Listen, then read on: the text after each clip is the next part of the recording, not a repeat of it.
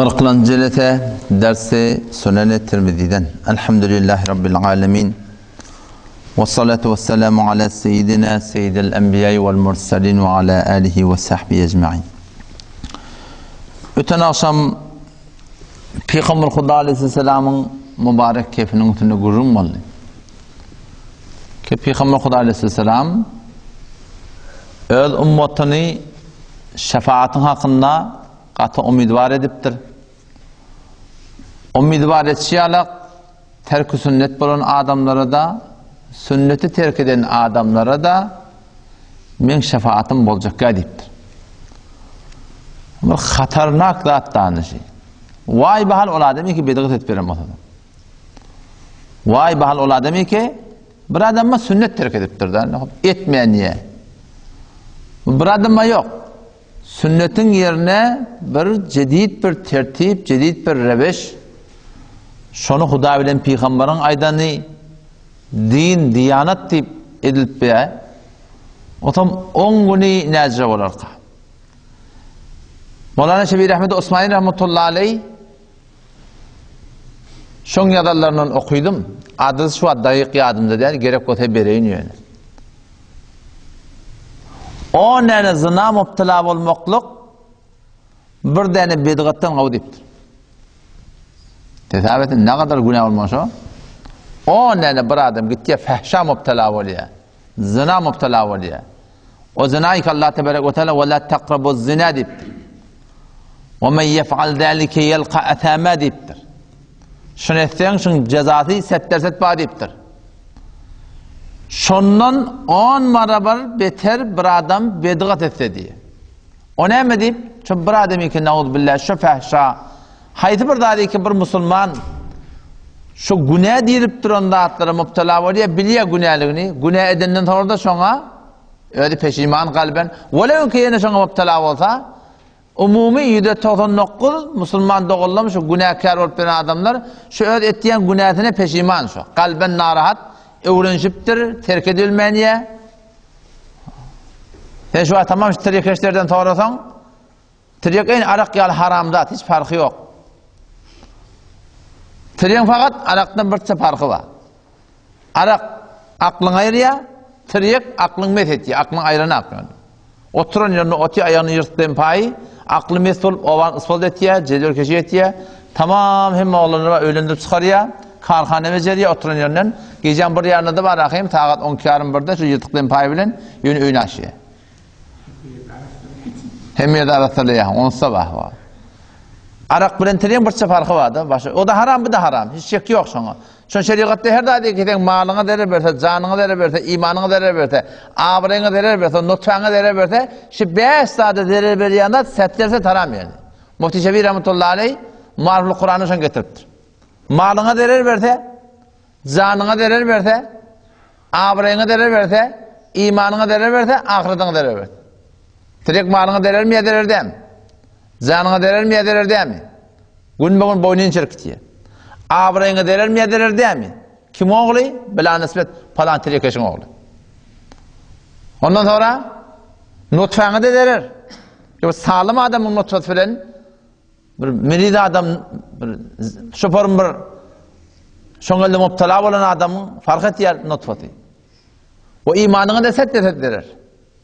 Şoňa näme şol gahar gelenne, narap bolanna şol şoňa ýykylýar. Figardaşyň bäri başyna ýakdyranda. Malyňa da derer, janyňa da derer. Indi hop, indi atdy bolupdyr da. Jawan onu eline şeýle alyp, on gyýafal çekýärken, awryny kendileri ýok o jamada. Nutfatne set derer, imanına da derer. Şoň gahar gelenne Hudaý ýadyň bismillah. Alsana şondan birini. Gahar gelenne şol ýadyna düşýär. O zaman gurmaguzdan çıkmayla ne? Şu taydan hadise geliyor. Sahih Buhari'nin hadisinde yani bidgat deyip duranlar heyveren terekeler. En terekelerin hiç form şuna vade. Ten öyün eyeti, ten hücren eyeti, temir muassesen eyeti, temir karhanan eyeti, temir mecmuan eyeti. Ten geliyen şey eyelik, şu mudir da sen serperestsen. Ten işte palanat bolmol edip de soru veriyorsun. Nizam edip şunu aynı bernamı yazıyordun. Şeyle olmalı.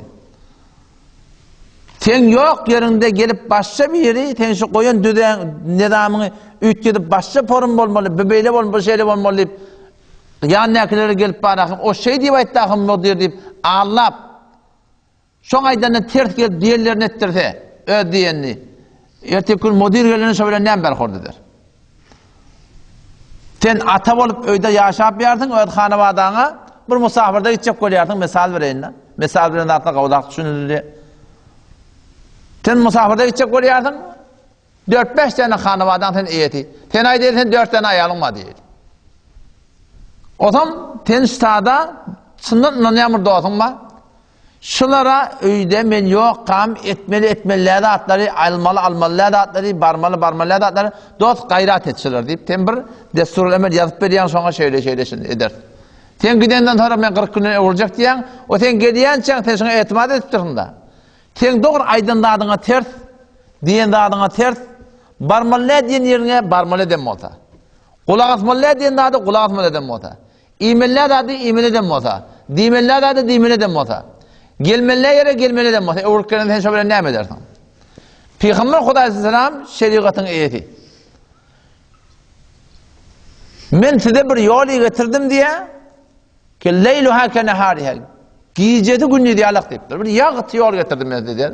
Afe aşkar birleşin etmelilerdi. Şimdi Peygamber şunu şüpherim Kur'an geliptir.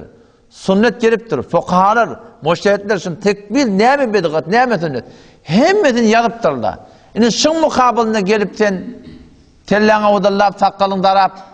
Doğrusu Huda bilen Peygamberin aydanına ters burdatlar milletin arasına yayratsan, şeriatın aydanına ters, o zaman o adamın günü erti kıyametun ne amırır. Şuradan tefsir Sahih Bukhari'de geliyor. Sahih Bukhari'nin bir cildi var, bir bölüğü var sonra cildi tefsir diye.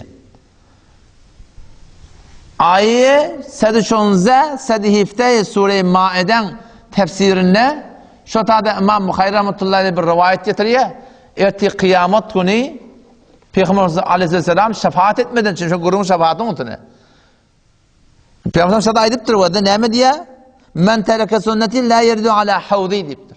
Men sünnetimi terk eden adam men havduma da dahil olmar, havdu Kevser'e. Ondan velem yelle şefaati men şefaatimde sonra nesip etmer deyiptir.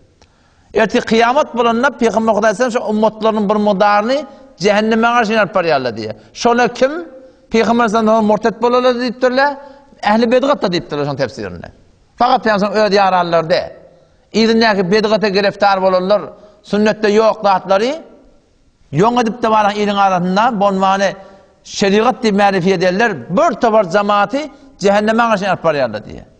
Sonra Peygamber Aleyhisselam şunun evlerinin çıkıp o sayhabi, bula men yaranım, bula nire yarparıyardınız? Sonra Allah tarafından ayrılacak, inneke la tedri ma ahdetu ba'dak. Resulü Huda sen bilmeyen bula, sen ne mi ettiler bula, ne mi dörettiler bula? Sen dünyadan kayıttın, senden sonra bula ne mi etti bula? Yok da dörettiler, yok işler ettiler. Şeylem hava, sohkalli men ba'di diye. Daş olsun o ademi ki, benim dinimi, sünnetimi ütçeden adamlara diye. Daş olsun benden ettir, şefaat edecek ki. Onun en ki yaman da şey, öten son kurumda geçti, sünneti terk etmeklik, sünnete hilaf yaşamaklık, Peygamber Aleyhisselam'ın havdu Kevser'inden verecek gelir, şefaat nesip edecek ki. O bir taraftan en ki bedbakti ne mümkün? Bedgata amedip, bedgata mubtala olup, şu bedgatla bilen yaşamaklık, şol adam helak edecek. O zaman şitadın netiyen, bedgata giriftar olmayacak, o ne etmeli? Şimdi yıkıcı bir yolu var. En şey, bari hemen gururlarımda ettiyen sonra beter bir muhim zat şey. İki daha da etmeyin dua etmeli. Bir, ya Allah şu düşünen hakkıma bana istikamet ver. İkinciden ya Allah bana doğru sündür. Çünkü bedgata istikamet edip veren ne ki? Malından, canından milyon harc et yerleşim bedgattan süreyim. Çünkü tersi hak deyip düşünüptür. Ama Allah sana dua etmeli. Ya Allah bana hak sündür. اللهم إله جبرائيل ميكائيل فاتر السماوات والأرض عالم الغيب والشهادة أنت تحكم بين عبادك فيما كانوا فيه يختلفون اهدني لما اختلف فيه من الحق. Yani hakkına ihtilaf etti Allah. O da hudaydiye, bu da hudaydiye. Hayatını kudu ol ya Rabbi. Şun ihtilaf edip durumdan hakkına gelme hak hidayet etmiyor. Allah Teala şunu Teheccüdün dogaşıyan okuyan dogam. Teheccüdler okuyan dogaş. Yalla bana hakkın kınıklar etti Allah. O da bu doğru diye, o bu doğru diye. Hemmetine niyet hak. Yalla şu ihtilaf edip durumdan hakkını men hak hidayet etip dogatmedi. O ikiden ne? Yol uzak yol biruni kuğunun yollar. Şu Allah yalla bana istiqamet ver bana. Doğruyn doğru düşündür. Yalla uzak yolla haçan öldü öldü. Biruni kuğun ne? Uzak yol. Yalla bana doğruyn doğru düşündür. O da şu doğruyn doğru düşünecek bolsak, şun ikinci yol şey. Şundan başka yola girsen, şun hetmin idi şagalan şoğlan tapılıyor. Yani her kime yardayına var. Şu eyni alhamda ehdina sıratal mustakim diye yalla bir doğru yol sal. Hayti yolsa sıratal lezine en'amte aleyhim. Yalla şan nimet veren adamların yolu. Şan nimet veren adamlar var. Peygamberin yolu, şehitlerin yolu, sıddıkların yolu, solihaların yolu. Her rekatta Allah Teala şunu yaptı. Yalla şolun yoluna sal. Yani Peygamberin aydanı men hemmetini bilemek. Şehitler ne için can mürttür, ne yol can mürttür, men siretini bilemek. Sıddıklık sahabalar olsun, siretinden men haberim yok. Solihalar ki geçiptir, men bilemek. Men nezir beni, şu yol dilepti olsa, şu yol hidayet, yani men bilemek, aşinayım yok. Ne etmedi? Bihterin yol şey. Şu mezahebe erbeğe var, 4 mezhep. Şunlar hayrul kurununa geçen milletler şunlar. Peygamber Aleyhisselam 300 yıl, avvalki 300 yıl, avvalki 3 qarına, kavatta 17 yıllarda diyerler, avvalki 3 qarına behterini qarını ettirdiler. Diyanatta, taqvada, xudaparestlikde, xudaşinasiyde, ma'rifette, şeriatı doğurdurmada Peygamber Aleyhisselam behterini qarını ettirdi. Behterini qarını, men qardım, ondan sonra qıla, ondan sonra 3 tane qarını. Elhamdülillah şu 4 mezhebin 4'ü de ve ekseri muhaddisiyle de, İmam Bukhari olsun, İmam Tirmidhi olsun, İmam Nesai olsun, ekseri şunun şu hayrul kurun yaşayan adamlar. Şol mezhep başla, şu Kur'an ne mi deyiptir, şeriat ne mi deyiptir, sünnet ne mi deyiptir, sana hakka için düdüp veriptirler, şondan çıkmasan, marahim, şondan şol alkamındaki etyen doğan marahim mesirine karşı barayan adam. Onşu da bedgatın ne bilecek bolsan, tadı kurun açık oyana, bedgat mı ka, sünnet mi ka, tadıca kurun, mezhepte varmış. Şonu bilsen, bollu şoňa, şu belli etdi sana. Mezhepte Bağdat bolsa, Bağdat. Yok mu yok onda şu. Şu arkadan 1400 yıl arka qaytyras din. Şu din arka ol qaydypdyr, şol aňyrdan Hudaý tarapdan magbuliýet bolan şeýle qaydypdyr şey. İnşallah biz eger şu tertip zindegimiz tutsak, o zaman şunu şeýtmesen näme etýärler bilýär?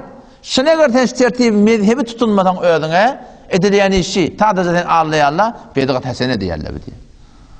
Yapýanza aýtjana hommaňa onen ekdi verdi. Ama azarşan hakkında burada attı. Mevludun hakkında Kur'an'dan delil, hadisten delil, Ebu Bekir'den delil, Ömer'den delil, Osman'dan delil radıyallahu anhum.